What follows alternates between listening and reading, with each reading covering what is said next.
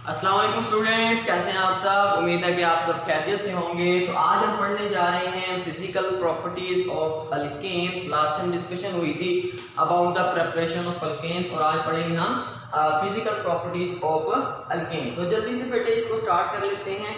Point number 1 बेटे जो हमारे पास वो ये है कि कार्बन नंबर 1 से लेके कार्बन नंबर 4 तक, मतलब मीथेन, इथेन, प्रोपेन और ब्यूटेन की जब हम बात करते हैं तो वो सारे वो हमारे पास ये चारों के चारों कलरलेस ऑर्डरलेस क्या है, गैसेज हैं। मतलब पहले 4 कार्बन तक हमारे पास क्या है, हाइड्रोकार्बन्स में गैसेज। नेक्स्ट बेटे जो हमारे पास कार्बन नंबर 5 से लेके कार्बन नंबर 17 तक, मतलब पेंटेन से लेके हेप्टाडीकेन तक आपके पास हाइड्रोकार्बन्स आ जाते हैं। और चाहे वो पेंटेन हो, हेक्सेन हो, सारे हो, तो वो कलरलेस ऑर्डरलेस हैं और क्या है, वो लिक्विड्स हैं। बाकी बेटे कलरलेस ऑर्डरलेस तो सेम है सब में, लेकिन ये पहले 4 कार्बन गैसेज हैं। अगले जो हमारे पास 17 कार्बन तक आ जाते हैं दैट इज लिक्विड। और जब हम 18 कार्बन से ऊपर जाते हैं तो हमारे पास सॉलिड शुरू हो जाते हैं। लेकिन अल्केन सारे के सारे हमारे पास क्या होते हैं, कलरलेस होते हैं और ऑर्डरलेस होते हैं। तो सर आपने कहा था नेचुरल गैस के अंदर मीथेन होती है और मीथेन घरों में आती है, मतलब नेचुरल गैस 85% मीथेन है, उसकी तो स्मेल होती है। बट असल में जो आपके घरों में गैस आती है उसकी कोई स्मेल नहीं होती, उसके अंदर स्मेल ऐड की जाती है। मीथेन की कोई स्मेल नहीं है, उसमें स्मेल ऐड की जाती है ताकि आपको पता हो कि भाई गैस लीक हो रही है या गैस आ रही है, वरना उसकी कोई स्मेल या ऑर्डर नहीं होती। अच्छा चलो ये पॉइंट तो हो गया, इससे सिंपल था कि पहले 4 कार्बन गैस, उसके बाद लिक्विड और उसके बाद फिर हमारे पास सारे ही क्या हैं, सॉलिड हैं। अल्केन्स की बेटे जब बात करते हैं तो अल्केन सारे के सारे ही नॉन पोलर है। हाँ कुछ एक्सेप्शनल केसेस हमारे पास हैं कि कुछ अल्केन जो होते हैं उनके अंदर कोई पोलर बॉन्ड आ जाता है तो दे आर स्लाइटली पोलर। तो स्लाइटली पोलर हैं लेकिन ये फिर भी सही तरह से पोलर नहीं है। लेकिन अगर जनरल बात की जाए तो नॉन पोलर हैं, तो they must dissolve in non polar solvents. Like dissolve, like simple है बात, फीचर्स में पढ़ा था। ईथर, बेंजीन और CCl4 बेटे नॉन पोलर सॉल्वेंट्स हैं, इनके अंदर ही आसानी से कोई भी अल्केन अगर हमारे पास होगा वो डिसॉल्व हो जाएगा। नेक्स्ट मूव करते हैं बेटे, इंपॉर्टेंट पॉइंट्स हैं इनको जरा गौर से सुनिएगा। बेटे जितनी भी फिजिकल प्रॉपर्टीज हैं अल्केन्स की, like boiling point, melting point और डेंसिटी, वो डिपेंड करती है नंबर ऑफ कार्बन्स पे। नंबर ऑफ कार्बन्स मतलब मॉलिक्यूलर वेट पे। जितने बेटे नंबर ऑफ कार्बन ज्यादा होंगे, मॉलिक्यूलर वेट ज्यादा होगा, तो मेल्टिंग पॉइंट, बॉइलिंग पॉइंट और डेंसिटी ज्यादा होगी। ये पॉइंट आपने फर्स्ट ईयर में लंडन डिस्पर्शन फोर्सेस में पढ़ा था कि अगर आपके पास नंबर ऑफ कार्बन ज्यादा होंगे तो लंडन डिस्पर्शन फोर्सेस ज्यादा होंगी, और फोर्सेस ज्यादा तो बॉइलिंग पॉइंट, मेल्टिंग पॉइंट और डेंसिटी वगैरह भी ज्यादा। वहां पे आपके पास इथेन गैस की और हेक्सेन की एग्जांपल थी। चलिए ये तो पॉइंट नोट कर लें, बड़ा इंपॉर्टेंट पॉइंट है जिस पे स्टार्ट में आया हुआ है। अब बेटे जब सॉल्युबिलिटी की बात करते हैं हाइड्रोकार्बन्स की, अल्केन्स की, तो वो इनवर्सली प्रोपोर्शनल है। मतलब अगर नंबर ऑफ कार्बन ज्यादा होते जाएंगे तो अल्केन्स की जो सॉल्युबिलिटी है वो कम होती जाएगी। किसके अंदर सॉल्युबिलिटी की बात कर रहे हैं, किसी चीज के भी अंदर, ठीक है। तो अल्केन्स की सॉल्युबिलिटी हमारे पास नंबर ऑफ कार्बन्स पे डिपेंड करती है या मॉलिक्यूलर वेट पे, लेकिन वो इनवर्स है। मतलब अगर कार्बन ज्यादा होंगे, हमारे पास हायर हाइड्रोकार्बन्स होंगे, हायर अल्केन्स होंगे, तो वो ज्यादा जल्दी डिसॉल्व नहीं होंगे as compare to lower alkanes. तो ये भी बात ध्यान में रख ले।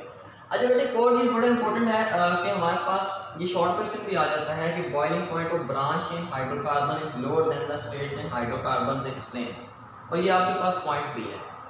तो बेटे देखें हमारे पास हमने 2 एग्जांपल दिए हैं। एक 4 कार्बन वाली चेन है, दिस इज एन ब्यूटेन, ये भी 4 कार्बन ही है, दिस इज द आइसोब्यूटेन। लेकिन जब एन ब्यूटेन की बात करते हैं तो उसका बॉइलिंग पॉइंट ज्यादा है, -0.5, माइनस पे वैल्यू जिसकी कम होगी मतलब ज्यादा होगी, तो -0.5 सेल्सियस इसका बॉइलिंग पॉइंट है, जो कि ज्यादा है as compare to this one that is isobutane जिसमें -11.7 सेल्सियस है। तो वो पूछ रहे हैं ऐसा क्यों होता है, तो बेटे आपने कैसे बताना है। देखें बॉइलिंग पॉइंट किस पे डिपेंड करता है, फोर्सेस पे डिपेंड करता है ना।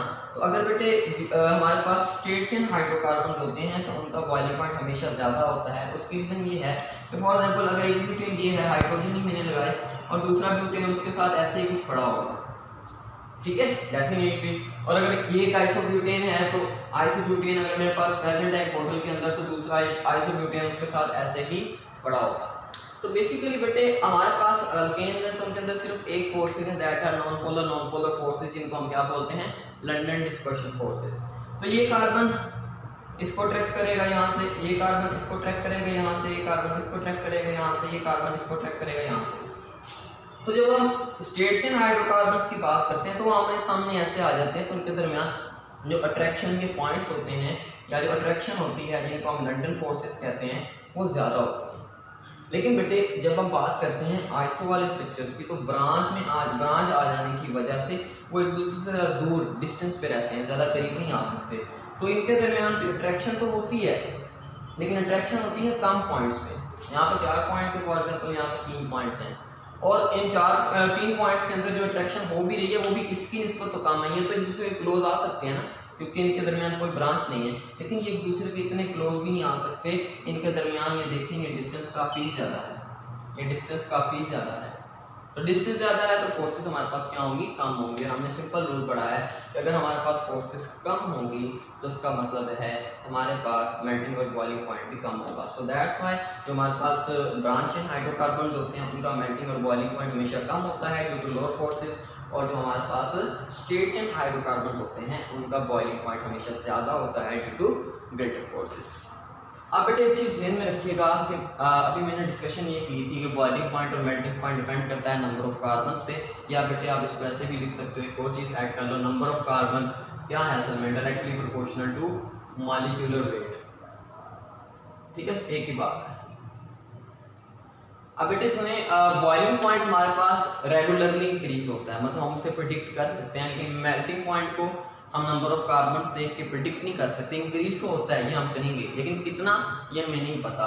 फॉर एग्जाम्पल बेटे हम इसके बारे में बता सकते हैं कि बॉइलिंग पॉइंट 20 सेल्सियस से लेके, मतलब अगर 20 है किसी कंपाउंड का तो 30 हो जाएगा। कब? जब हम उसके अंदर सिर्फ एक कार्बन बढ़ा देंगे। एक कार्बन बढ़ाने का क्या मतलब है कि अगर हम एक CH2 ग्रुप इंक्रीज कर देंगे किसी भी कार्बन के अंदर, तो उसका मेल्टिंग और बॉइलिंग पॉइंट जो आपके पास है वो 10 सेल्सियस तक इंक्रीज हो सकता है। 20 ना 30 हो जाएगा। ठीक है, एक और CH2 बढ़ाओगे तो 30 था तो वो 40 भी हो सकता है। तो इस तरह से ये इंक्रीज चलता रहता है। लेकिन जब हम मेल्टिंग पॉइंट की बात करते हैं बेटे, तो मेल्टिंग पॉइंट के केस में हम प्रिडिक्ट ही नहीं कर सकते कि हमारे पास एक कार्बन के ऐड होने से मेल्टिंग पॉइंट में क्या चेंज आएगा। तो ये हमारे पास होगी फिजिकल प्रॉपर्टीज। नेक्स्ट मूव करते हैं about the reactivity of alkanes.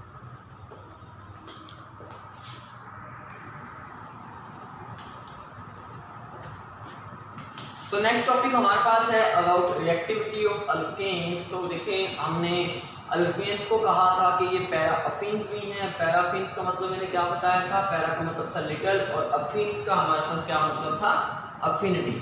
तो मैंने कहा था because they have little affinity to react with others, so these are least reactive, या फिर इनके लिए बेटे एक और वर्ड भी यूज किया जाता है केमिस्ट्री में, दैट इज इनर्ट। इनर्ट ऐसी चीज को कहते हैं जो किसी चीज के साथ रिएक्शन करना पसंद ही नहीं करती, बल्कि अकेला ही रहना पसंद करती है।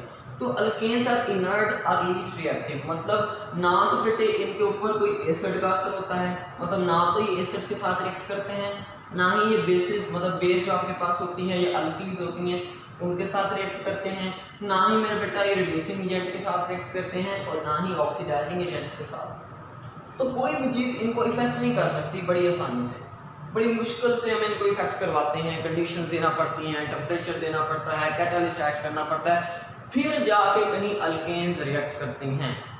तो मतलब नॉर्मल अगर देखा जाए तो alkenes are least reactive. Alkanes हमारे पास हैं, ये बहुत कम रिएक्ट करते हैं।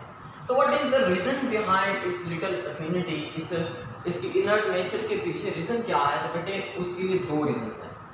एक तो रीजन है हमारे पास कि जो हमारे पास इस अल्केन्स होते हैं इनके दरमियान जितने भी बॉन्ड होते हैं वो सारे नॉन पोलर होते हैं, तो due to non polar nature they are inert. और दूसरी बेटे कि हमारे पास सिग्मा बॉन्ड इनर्ट होता है, जिसकी वजह से ये रिएक्ट नहीं करते। तो समझते हैं बेटे कि हमारे पास नॉन पोलर नेचर से क्या मुराद है।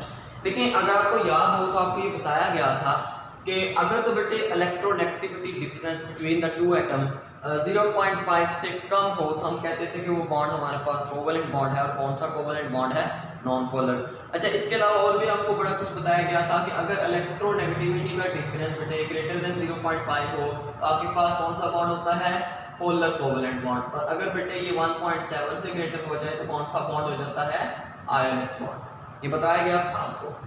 तो बेटे अल्केन्स में है क्या? अल्केन्स के अंदर सिर्फ कार्बन है और सिर्फ हाइड्रोजन है। कोई भी अल्केन उठा कर देखो, आपको ये वाला बॉन्ड मिलेगा कार्बन और हाइड्रोजन का, या आपको ये वाला बॉन्ड मिलेगा कार्बन और कार्बन का। इसके अलावा तो अल्केन्स के अंदर कोई बॉन्ड ही ना होता हमारे पास। तो बेटे हम इनकी इलेक्ट्रोनेगेटिविटी का डिफरेंस निकाल के देखते हैं कि ये पोलर है कि नॉन पोलर है।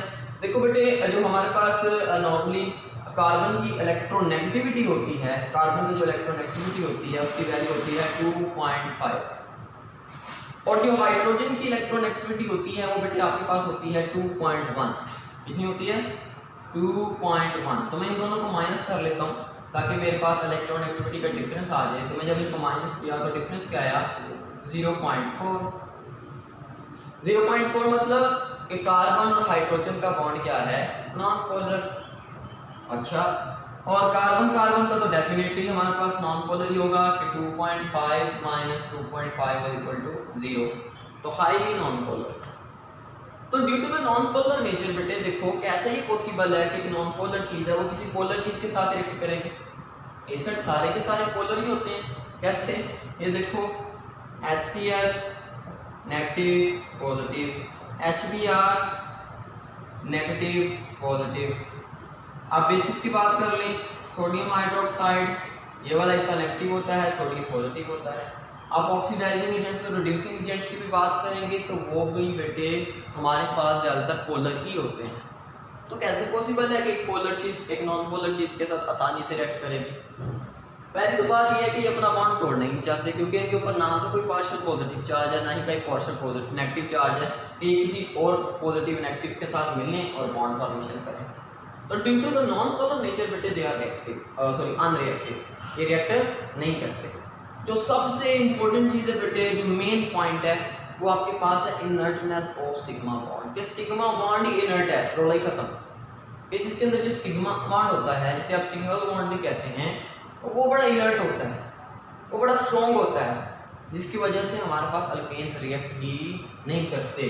तो बेटे ये आपके पास शॉर्ट क्वेश्चन आ जाता है, discuss the inertness of sigma bond. तो बड़े गौर से सुनिएगा। देखिए बेटे सिग्मा बॉन्ड बनता कैसे है? जब दो orbitals head to head overlap करते हैं ऐसे, तो हेड टू हेड ओवरलैप के रिजल्ट में हमारे पास क्या बन जाता है? हमारे पास बन जाता है sigma bond. Head to head overlap के रिजल्ट में क्या बनता है हमारे पास? Sigma bond. और बेटे याद रखिएगा कि ये जो सिग्मा बॉन्ड आपके पास बन जाता है ये आपके पास बड़ा ही स्ट्रॉन्ग होता है। ये आपके पास क्या होता है? बड़ा ही स्ट्रॉन्ग बॉन्ड होता है। अब ये स्ट्रॉन्ग एक तो बेटे ओवरलैपिंग अच्छी हुई है इस वजह से है, और इसके अलावा मेरे बेटे ये देखो एक न्यूक्लियस इस एटम का होगा और एक न्यूक्लियस ही ये दूसरे एटम का होगा। तो आपने ये पढ़ा था कि आपके पास जो सिग्मा बॉन्ड होता है वो बड़ा स्ट्रॉन्ग होता है, वो ज़्यादा फैला हुआ नहीं होता। रीज़न ये है कि वो दो न्यूक्लियस के दरमियान होता है। इधर से ये न्यूक्लियस अट्रैक्ट कर रहा है इस एटम का, उधर से उस न्यूक्लियस को अट्रैक्शन मिल रही है इलेक्ट्रॉन्स की। तो ये बेटे आपस में दो न्यूक्लियस के दरमियान ये इलेक्ट्रॉन्स फंसे हुए हैं जो सिग्मा बॉन्ड के अंदर है। तो जिसकी वजह से इनके पास ये चांस ही नहीं होता, ये प्रोबेबिलिटी नहीं होती कि बेटे वो किसी और के साथ रिएक्ट कर सके या किसी को आने दें, क्योंकि वो खुद ही फंसे हुए हैं। वो दूसरों को कैसे अलाउ करेंगे कि कोई उनके ऊपर आके अटैक करे या कोई उनके साथ रिएक्ट करने की कोशिश करे। तो क्या बोला मैंने कि ये हेड टू हेड ओवरलैप है, स्ट्रॉन्ग ओवरलैप है। ये दो न्यूक्लियस के दरमियान इलेक्ट्रॉन्स हैं दोनों इस बॉन्ड में, that's why this is the strong bond, और इसको ब्रेक नहीं किया जा सकता आसानी से, बहुत ज़्यादा एनर्जी चाहिए। सो हम कह देते हैं कि सिग्मा बॉन्ड या सिंगल बॉन्ड इनर्ट होता है, जिसकी वजह से अल्केन्स रिएक्ट नहीं करते। ना तो बेटे ये किसी कह लें कि न्यूक्लियोफाइल के साथ रिएक्ट करेंगे और ना ही किसी इलेक्ट्रोफाइल के साथ रिएक्ट करेंगे। ये दो नए टर्म्स हैं, सुन लें बेटे। न्यूक्लियोफाइल कहते हैं हम न्यूक्लियस लविंग। न्यूक्लियस लविंग, कौन न्यूक्लियस से लव करेगा? न्यूक्लियस को कौन लव करेगा? न्यूक्लियस क्या होता है? पॉजिटिव चार्ज होता है, तो उसको बेटे कोई नेगेटिव चार्ज ही लव करेगी ना। तो न्यूक्लियस लविंग होते हैं, इनके ऊपर बेटे नेगेटिव चार्ज होता है या फिर इनके ऊपर क्या होता है? Lone pair. For example nucleophile की एग्जाम्पल मैं दे दूँ आपको। इसकी एग्जाम्पल हो सकती है अमोनिया, ये न्यूक्लियोफाइल है। इसकी एग्जाम्पल हो सकती है OH नेगेटिव, ये नेगेटिव चार्ज है, ये इनके ऊपर लोन पेयर है, ये आपके पास न्यूक्लियस लविंग है, मतलब ये पॉजिटिव चार्ज ढूंढ रहे हैं, उनको कहीं से मिले और ये उसके साथ जाके मिल जाए या उसके ऊपर अटैक करें। इलेक्ट्रोफाइल बेटे हम कहते हैं इलेक्ट्रॉन लविंग को। फाइल का मतलब होता है लविंग, इलेक्ट्रो मतलब इलेक्ट्रॉन लविंग। अब बेटे ये इलेक्ट्रॉन लविंग स्पीशीज होती हैं, मतलब इनके ऊपर कौन सा चार्ज होता है? इनके ऊपर पॉजिटिव चार्ज होता है, इनके ऊपर या तो पॉजिटिव चार्ज होता है या फिर बेटे ये इलेक्ट्रॉन डेफिशिएंट स्पीशीज होती है। मैं दोनों के एग्जांपल दे देता हूँ। पॉजिटिव चार्ज में फॉर एग्जांपल बेटे बहुत सारे पॉजिटिव चार्ज हैं आपके पास, देख लो। फॉर एग्जांपल बेटे आप सोडियम कह लो, फॉर एग्जांपल आप सोडियम चले रहने दे, H पॉजिटिव कर लो। ये इलेक्ट्रॉन लविंग है, मतलब ये कह रहा है मुझे इलेक्ट्रॉन मिले और मेरा काम पूरा हो, ठीक है, जोड़ा बनाना चाहता है इलेक्ट्रॉन के साथ। और इलेक्ट्रॉन डेफिशिएंट स्पीशीज में फॉर एग्जांपल BF3, बोरॉन का ऑक्टेट कंप्लीट नहीं होता, इसको इलेक्ट्रॉन चाहिए, तो ये इलेक्ट्रॉन लविंग है, इलेक्ट्रॉन से लव करती है। तो बेटे जो न्यूक्लियोफाइल होते हैं वो आपके पास कह लें कि न्यूक्लियस लविंग होते हैं, वो पॉजिटिव चार्जेस के ऊपर अटैक करते हैं और उनसे मिलते हैं। और इलेक्ट्रोफाइल इलेक्ट्रॉन लविंग होते हैं, तो वो इलेक्ट्रॉन्स पे अटैक करते हैं और उनसे मिलकर अपने बॉन्ड पूरे करते हैं। तो ना तो बेटे न्यूक्लियोफाइल अटैक करने वाले हैं अल्केन्स पे, ना ही इलेक्ट्रोफाइल अटैक करने वाले हैं। तो इसका मतलब है ना तो पॉजिटिव चार्ज इनके ऊपर एक्ट कर सकता है, ना ही इस बॉन्ड के ऊपर नेगेटिव चार्ज एक्ट कर सकता है। तो ये बॉन्ड हमारे पास क्या है, बहुत ज़्यादा इनर्ट है। आई होप आपको ये समझ में आ गया होगा। अब बेटे हम नेक्स्ट मूव करते हैं कि अगर ये इतना ही इनर्ट है सिग्मा बॉन्ड, इतने ही इनर्ट है अल्केन, तो क्या ये कोई रिएक्शन नहीं करते? जी हाँ, ये रिएक्शन करते हैं। कौन कौन से? थर्मल रिएक्शन करते हैं या फिर ये करते हैं सब्स्टिट्यूशन रिएक्शन।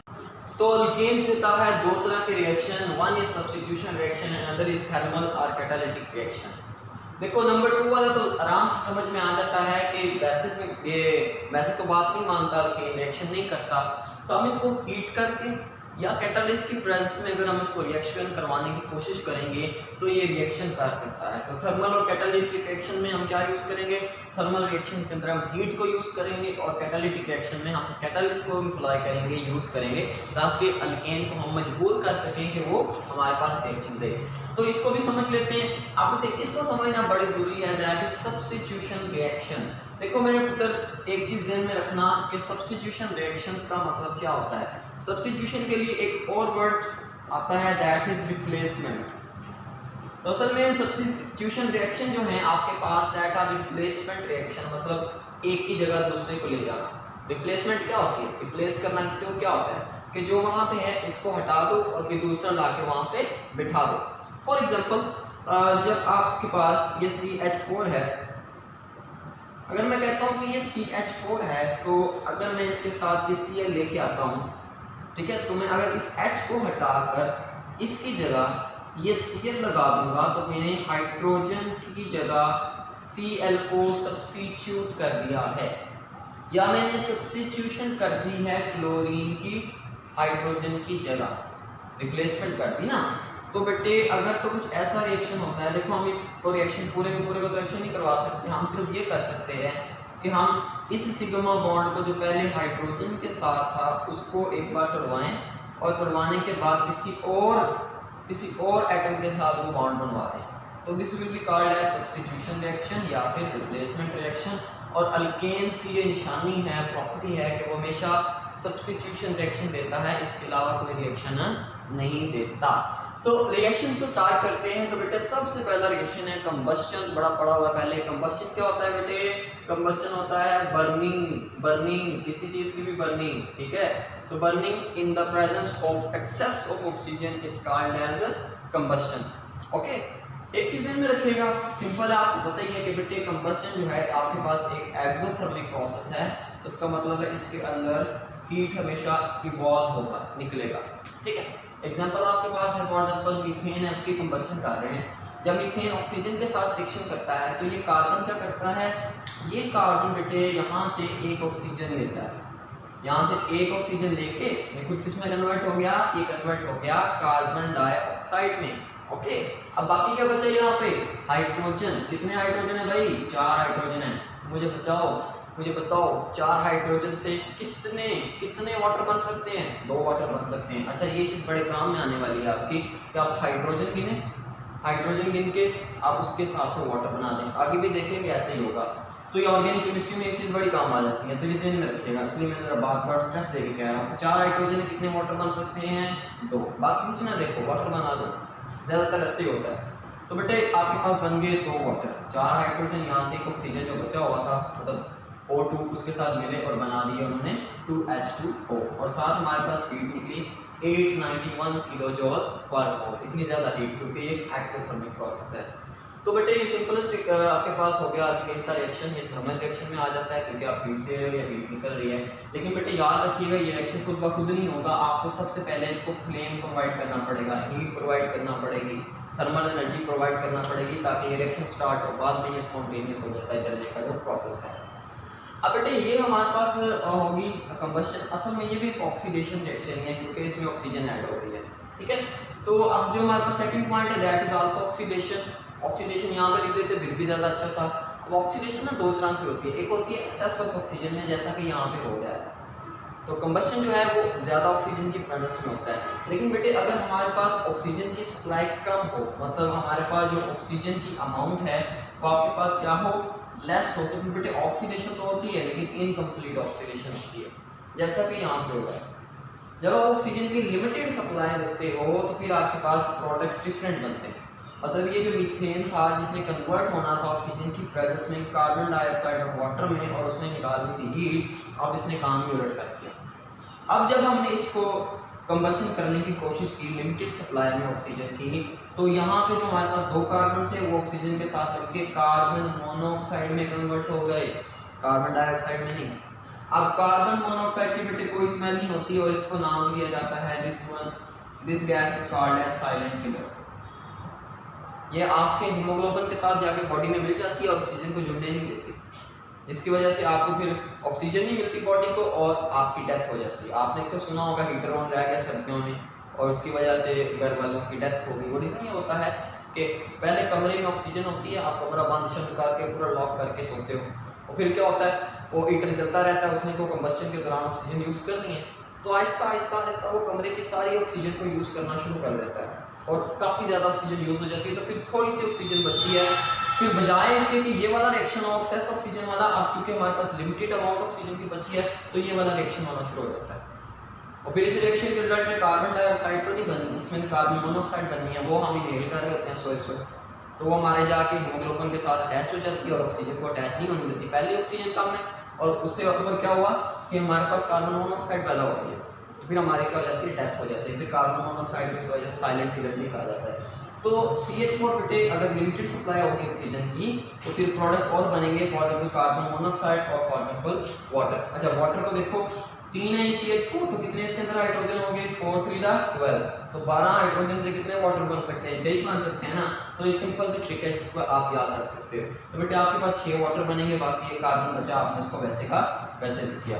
अच्छा एक बच्चे ने मुझसे सवाल किया सर इधर तो देखिए 4 ऑक्सीजन है और तो 2 ऑक्सीजन थे, तो बेटे इसका आंसर ये है कि यहाँ पे एक CH4 को जलने के लिए 2 ऑक्सीजन प्रोवाइड हो रहे थे और यहाँ पे ये 3 है CH4, उनको जलने के लिए सिर्फ 4 मिल रहे हैं, ठीक है। मतलब वहाँ पे रेशियो आ रही है कार्बन और ऑक्सीजन की 1:2 और यहाँ पे क्या आ रही है 3:4। ये 3 के लिए 4 है सिर्फ और यहाँ पे 1 के लिए 2 है, मतलब इस हिसाब से अगर देखा जाए तो 3 के लिए यहाँ पे 6 ऑक्सीजन है, यहाँ पे कम है। तो बेटे यहाँ पे ऑक्सीजन एक्सेस में है और यहाँ पे ऑक्सीजन लिमिटेड अमाउंट में है। तो ये बेटे दोनों ऑक्सीडेशन जो हैं ये विदाउट एनी कैटालिस्ट होती हैं और ये थर्मल हमारे पास रिएक्शंस में आ जाती हैं। कैटालिटिक रिएक्शन की भी एक एग्जांपल है दैट इज कैटालिटिक ऑक्सीडेशन। अब हम इसको भी समझते हैं, आई थिंक मैं यहाँ पे एक्सप्लेन करता हूँ उसको, तो मैं इसको रेस करता हूँ फिर हम कैटालिटिक ऑक्सीडेशन स्टार्ट करते हैं, जो एक इंपॉर्टेंट तीन शॉर्ट। तो कैटालिटिक ऑक्सीडेशन बेटे हमारे पास ऐसी ऑक्सीडेशन जो किसी कैटालिस्ट की प्रेजेंस में हो। ऑक्सीडेशन का क्या मतलब लेते हैं हम, ऑक्सीडेशन के दो मतलब होते हैं हमारे पास, या तो अगर हम किसी चीज़ के अंदर ऑक्सीजन ऐड कर दें तो दिस इज ऑक्सीडेशन, या फिर हम किसी चीज़ में से रिमूव कर लें। क्या रिमूव कर लें, removal of hydrogen is also called as oxidation. Okay, तो ये हमें बात अंडरस्टैंड होगी क्योंकि हम ये सारा काम करेंगे एडिशन ऑफ ऑक्सीजन और removal of hydrogen in the presence of a catalyst, so this will be called as catalytic oxidation. बड़ा ही ज़्यादा इंपॉर्टेंट एक शॉर्ट क्वेश्चन है आपके पास, ये आ जाता है आपके पास। सुने बेटे इसको कैसे समझेंगे। फॉर एग्जाम्पल हमारे पास CH4 है, मैं इसको जरा ओपन करके लिख रहा हूँ कुछ इस तरह से, और हमने करनी है इसकी कैटालिटिक ऑक्सीडेशन। अच्छा ऑक्सीडेशन के लिए कंडीशन क्या है, कोई कैटालिस्ट यूज़ करेंगे, डेफिनेटली कोई कैटालिस्ट यूज़ करेंगे, और हम उसके अंदर फिर हम क्या ऐड करने वाले हैं, ऑक्सीजन ऐड करने वाले हैं, क्योंकि addition of oxygen is called as oxidation. कौन सी ऑक्सीडेशन, कैटालिटिक ऑक्सीडेशन। तो आप देखिए बेटे हमारे पास यहाँ पे जो कैटालिस्ट हम यूज़ करेंगे वो कॉपर होगा, और जो हम टेम्परेचर यूज़ करेंगे वो आपके पास अप्रोक्सीमेटली 400 सेल्सियस होगा, और साथ इसके हमें 200 ATM प्रेशर भी देना पड़ेगा। देख लें कितने इनर्ट होते हैं हमारे पास ये जो अल्केन्स होते हैं कि इतनी ज़्यादा एक्सट्रीम कंडीशन में जाके कहीं ये रिएक्शन करते हैं। तो मीथेन है उसके अंदर ऑक्सीजन ऐड कर रहे हैं, ठीक है, ऑक्सीडेशन कर रहे हैं। तो कॉपर की प्रेजेंस में 400 सेल्सियस 200 एटीएम प्रेशर। तो बेटे जब हम करेंगे तो ये ऑक्सीजन ऐड हो जाएगी। ये ऑक्सीजन कहाँ पे ऐड होगी? ये ऑक्सीजन जाके इस जगह पे ऐड हो जाएगी। तो आप इसको कैसे लिख सकते हैं? फिर आप इसको लिख सकते हैं कार्बन था, बाकी हाइड्रोजन वैसे ही, बाकी हाइड्रोजन वैसे ही, ये इससे पे तो कोई नहीं ना असर हुआ, ऑक्सीजन यहाँ पे ऐड हुआ है। तो ऑक्सीजन जब ऐड होगा तो जो H था आपको क्या बन जाएगा? वो बन जाएगा OH।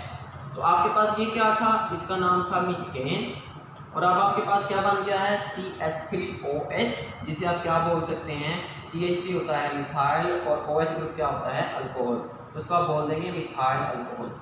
आपका दिल करे आप रिएक्शन यहीं पे रोक लें और मिथाइल अल्कोहल बना लें, ठीक है। लेकिन अगर हम इस रिएक्शन को फर्दर चलने देंगे तो फिर हमारे पास क्या होगा?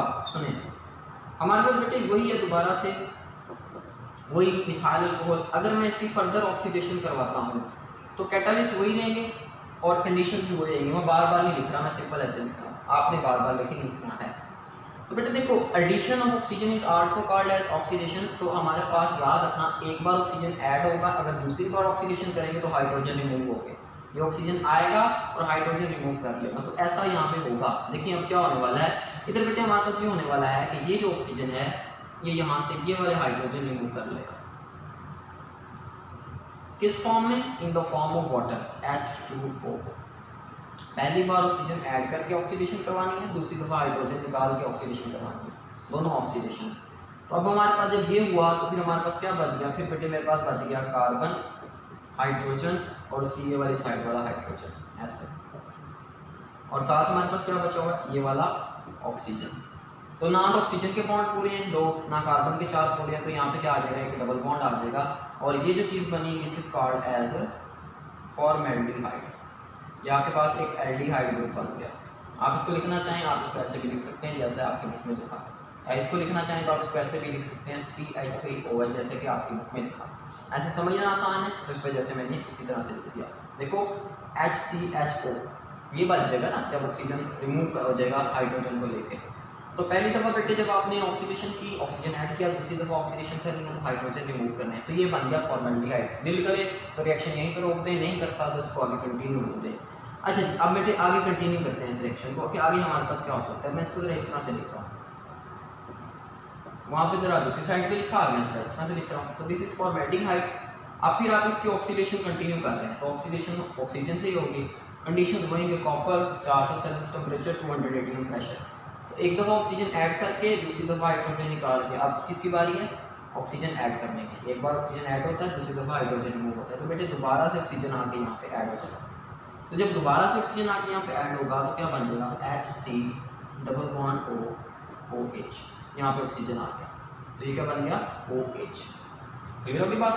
अब ये जो बना है इसको फिर हम बोलते हैं बेटे this is called as formic acid. इसका नाम क्या है? Formic acid. आपने नाम भी याद रखने हैं।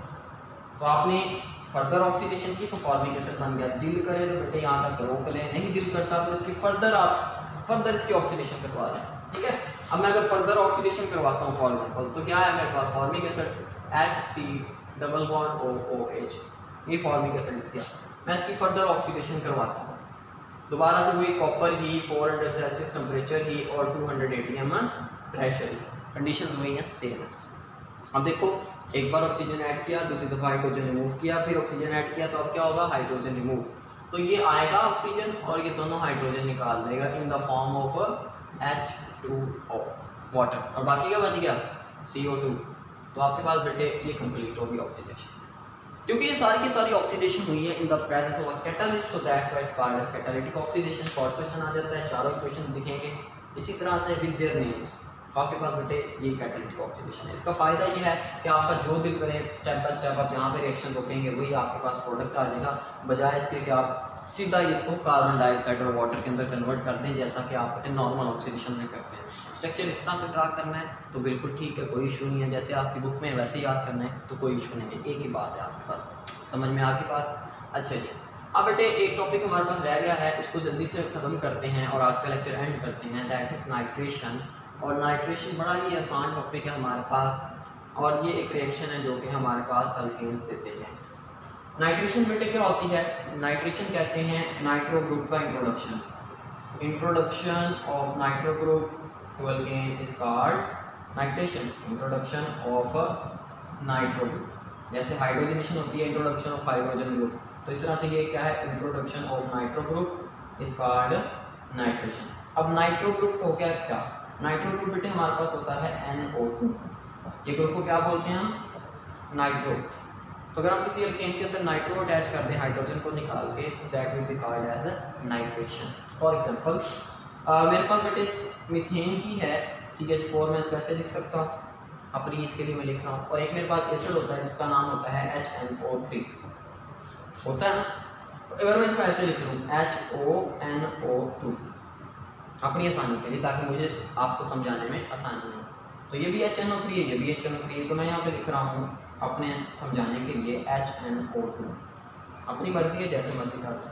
तो ये आपके पास क्या है? Nitric acid. बेटे जब आप किसी भी अल्केन का नाइट्रिक एसिड की प्रेजेंस में रिएक्शन करवाते हैं, 450 सेल्सियस पे हीट करते हैं, हाई टेम्परेचर पे मतलब, तो होता क्या है हमारे पास? होता ये है कि यहाँ से ये हाइड्रोजन और ये OH, ये हमेशा क्या होते हैं? ये मिलते हैं और क्या बना देते हैं? ये बना देते हैं H2O। और ये जो NO2 ग्रुप, जिसे नाइट्रो ग्रुप कहते हैं, ये जाके उसके साथ अटैच हो जाता है और हमारे पास ये बन जाता है CH3NO2। तो हाइड्रोजन की जगह NO2 ग्रुप आके लग गया। सो दिस स्टेप या this process is called as nitration. ये रिएक्शन कौन सा होगा? नाइट्रेशन का। तो ये आपके पास फिर नाइट्रो अल्केन्स बनेंगे। जैसे यहाँ पे नाइट्रोमीथेन बना, नाइट्रो ग्रुप है और एक कार्बन वाला है, तो उसका नाम होगा नाइट्रोमीथेन। अब नाइट्रो अल्केन्स है, मतलब मीथेन इथेन सारे, इनको ओवरऑल जनरल बोले तो नाइट्रो अल्केन्स। बेटे ये फ्यूल के तौर पे और बहुत सारी इंडस्ट्रीज़ के अंदर इसका यूज़ है और ये बड़े इंपॉर्टेंट हमारे पास ऑर्गेनिक कंपाउंड्स हैं। आई होप आपको सारे टॉपिक समझ में आ गए होंगे, कैटालिटिक ऑक्सीडेशन और नाइट्रेशन। नेक्स्ट टाइम डिस्कशन करेंगे हम नए टॉपिक की, दैट इज़ हैलोजिनेशन, और उसके बाद हम अल्केन वाला पोर्शन ख़त्म कर देंगे। तब तक के लिए बेटे thank you very much. Lecture को बार बार देखें। अल्लाह हाफिज़, अस्सलाम वालेकुम।